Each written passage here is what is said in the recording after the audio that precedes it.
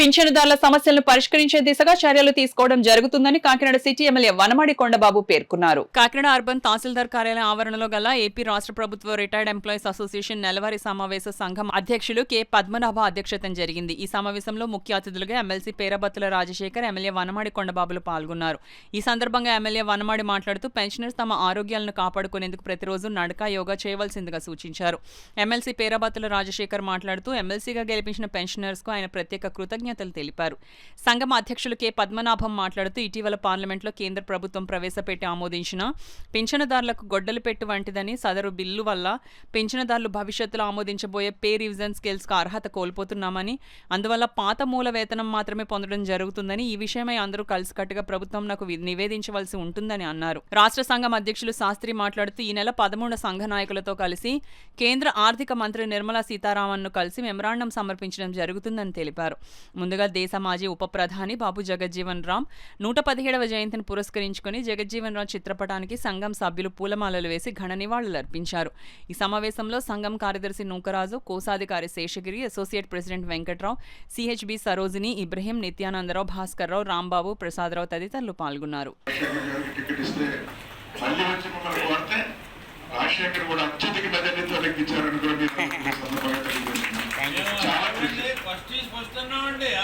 అందరూ ఆశీస్సులు తీసుకోవడం జరిగింది. మీరందరూ కూడా కింద స్థాయిలో కూడా చెప్పారు, చేశారు. చాలా ఇదిగా అదేవిధంగా ఈరోజు మీ ఎమ్మెల్యే కొండబాబుని నెగ్గించారు, రాజశేఖర్ నెగ్గించారు.